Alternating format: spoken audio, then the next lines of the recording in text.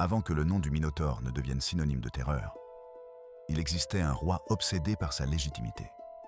Minos voulait régner sans contestation, sans débat, sans doute. Pour asseoir son règne, Minos implora les dieux de lui envoyer un signe visible, un miracle incontestable. Il promettait en retour un sacrifice solennel, jurant de respecter la volonté divine. Poséidon répondit à cet appel en faisant surgir de la mer un taureau d'une blancheur parfaite. L'animal était majestueux, irréel, destiné à être rendu aux dieux par le sacrifice. En voyant le taureau, Minos fut saisi par l'admiration, puis par la tentation.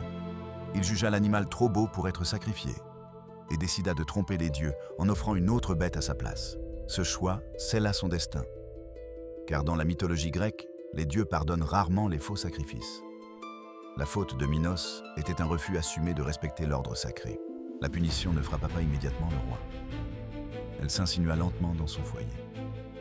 Les dieux choisirent de transformer la faute en tragédie familiale bien plus durable et cruelle. Pasiphaë, épouse de Minos, fut touchée par cette malédiction. Une passion irrépressible la saisit. Les dieux imposèrent ainsi au roi une humiliation intime. De cette union contre nature naquit un enfant monstrueux. Son corps était humain, mais sa tête portait les traits du taureau sacré. Il naquit dans le silence terrifié du palais. Le Minotaure n'était pas une bête à sa naissance. Il était un enfant rejeté, immédiatement privé de regards bienveillants. Sa simple existence rappelait à Minos la faute qu'il voulait effacer. Minos refusa d'assumer ce qu'il avait engendré, et il ne tua pas l'enfant, car même lui craignait la colère divine. Il choisit une solution plus cruelle encore. Enfermer la conséquence de sa faute hors de toute vue. Pour cacher le Minotaure, Minos fit appel à Dédale. Il exigea une œuvre sans équivalent capable de dissimuler à jamais ce que le roi refusait d'affronter aux yeux du monde. Dédale conçut alors le labyrinthe. Non pas un simple enchevêtrement de couloirs, mais une structure pensée pour perdre toute orientation, toute mémoire, toute certitude. Le labyrinthe n'était pas seulement une prison. Il était une idée matérialisée. Un espace bâti pour empêcher tout retour, toute compréhension globale, tout espoir de sortie. Une fois achevé, le Minotaure y fut enfermé. Arraché au palais, privé de toute présence humaine et à l'écho de ses propres pas résonnant dans un monde sans fin. Le temps passa et l'enfant grandit sans langage, sans éducation, sans affection. Il n'apprit pas à parler, mais à survivre. Son humanité s'effaça peu à peu, non par nature, mais par privation systématique. Minos ordonna que des victimes lui soient livrées, non pour nourrir un monstre, mais pour maintenir son secret. Ainsi, le crime individuel devint un système organisé. Athènes fut contrainte de fournir ce tribut. De jeunes hommes et femmes choisis parmi les vivants étaient envoyés vers la Crète, non pour combattre, mais pour disparaître dans le Dédale sans retour. Ces sacrifices instaurèrent une terreur durable. Le Minotaure devint une menace symbolique, un instrument politique permettant à Minos de dominer sans guerre. Dans l'ombre du labyrinthe, la créature devint ce que le monde attendait d'elle. Non parce qu'elle l'avait choisi, mais parce que toute autre voie lui avait été refusée dès sa naissance. Chaque victime renforçait le mythe. Chaque disparition nourrissait la peur. Et plus le monstre était haï, plus le système qu'il avait créé semblait invisible aux yeux des hommes. C'est dans ce climat de soumission et de honte qu'un jeune prince athénien entendit parler du tribut. Thésée, fils d'Égée, refusa d'accepter cette fatalité imposée à son peuple depuis trop longtemps. Thésée ne voyait pas qu'une injustice. Il voyait une occasion de gloire. Comme souvent dans les mythes, courage et ambition avançaient ensemble. Il se porta volontaire pour accompagner les sacrifiés. Ce choix fut célébré comme un acte héroïque, sans que personne ne s'interroge encore sur la nature réelle du monstre qu'il s'apprêtait à affronter. Ainsi commence la descente vers le labyrinthe. Une rencontre inévitable entre un héros en quête de renommée et une créature façonnée par l'abandon enfermé depuis l'enfance. Lorsque les navires athéniens atteignirent la Crète, le tribut fut accueilli sans cérémonie. Pour les Crétois, ces jeunes gens n'étaient déjà plus des vivants, mais des ombres promises au labyrinthe. Au palais de Minos, la sélection des victimes se déroulait avec froideur. Aucun regard ne s'attardait trop longtemps sur eux, car reconnaître leur humanité cautionnait la cruauté du système. C'est là qu'Ariane aperçut Thésée. Elle ne vit pas seulement un héros, mais un homme prêt à entrer dans un lieu dont personne n'était jamais revenu. Elle comprit que le danger était l'oubli. Ariane connaissait le labyrinthe. Elle savait que sa force ne résidait pas dans ses murs, mais dans la perte de repères qu'il imposait. Même un vainqueur perdait toute chance de s'y retrouver. Dans le secret, Ariane prit une décision qui allait changer le cours du mythe. Elle offrit à Thésée un fil porteur d'une idée radicale. Affronter l'horreur sans s'y perdre définitivement. Le fil n'était pas une arme. Il n'assurait aucune victoire. Il garantissait seulement une chose essentielle. La possibilité de revenir. Cette promesse était plus puissante que n'importe quelle lame. Le jour du sacrifice arriva. Les victimes furent conduites vers l'entrée du labyrinthe. Un passage de pierre béant, comme si l'architecture elle-même refusait d'assumer ce qu'elle contenait. Thésée pénétra dans le labyrinthe avec les autres. À mesure qu'ils avançaient, la lumière disparaissait et la certitude d'un monde extérieur s'éloignait remplacée par une confusion croissante. Le fil fut attaché à l'entrée. Un geste simple, mais décisif. À cet instant précis, Thésée lia son destin non à la victoire, mais à la mémoire, seule chose capable de défier le labyrinthe. Plus ils avançaient, plus le labyrinthe semblait vivant.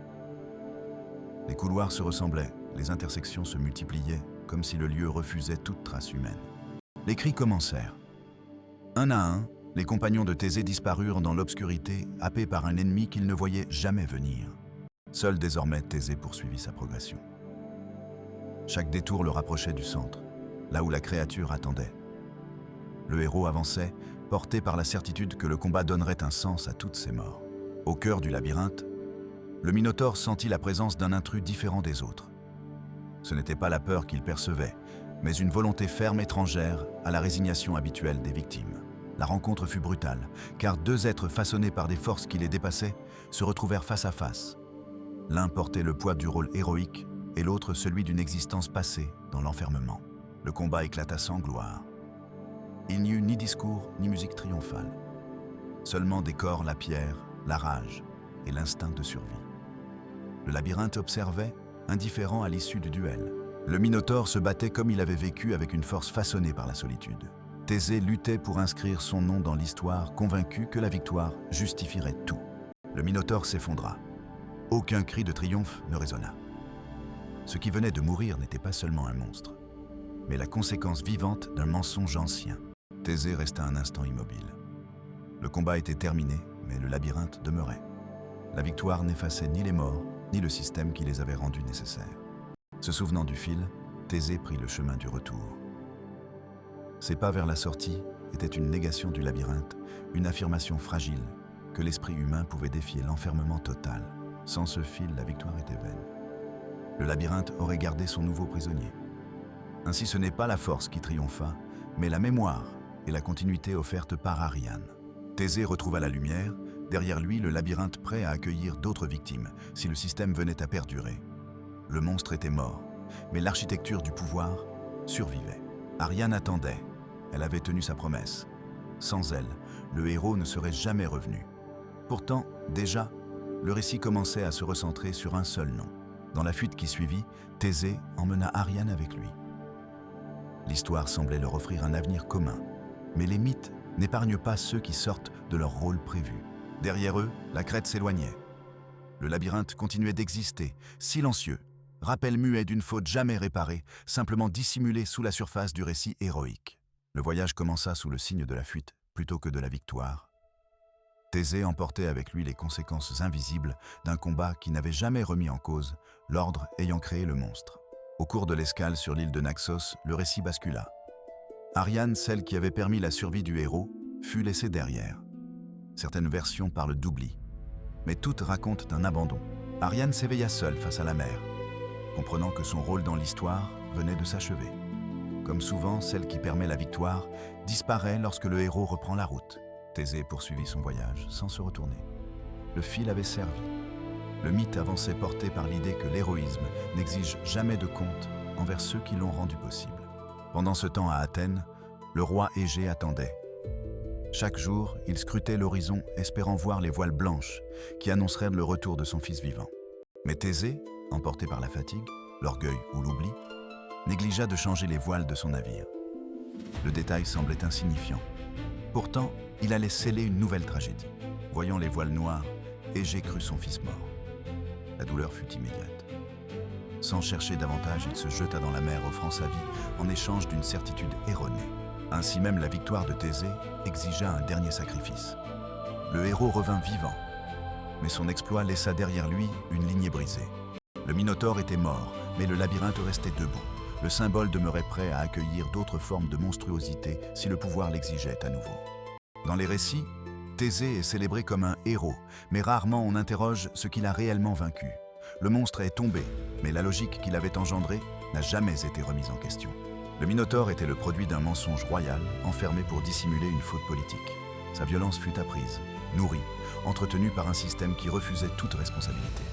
Le labyrinthe représente les structures que les sociétés construisent pour cacher leurs erreurs, préférant enfermer les conséquences plutôt que d'affronter les causes qui les ont fait naître. Dans ce mythe, chaque personnage incarne une facette du pouvoir.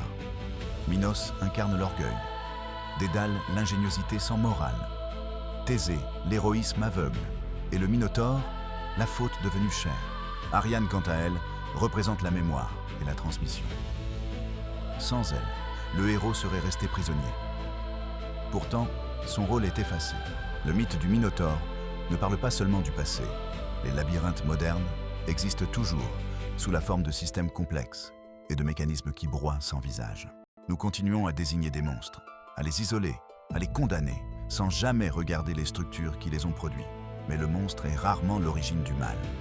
Tant que les sociétés construiront des labyrinthes pour cacher leurs fautes, d'autres minotaures naîtront et ils porteront nos erreurs et nos silences. La véritable tragédie n'est pas la mort du monstre, mais l'oubli de son histoire.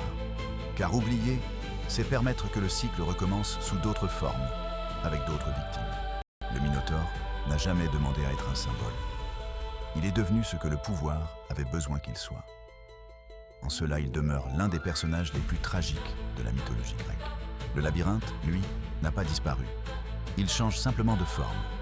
Chaque époque le reconstruit à son image, persuadé que personne ne viendra en explorer le cœur obscur. Le mythe nous invite à une question. Que faisons-nous de nos fautes collectives ?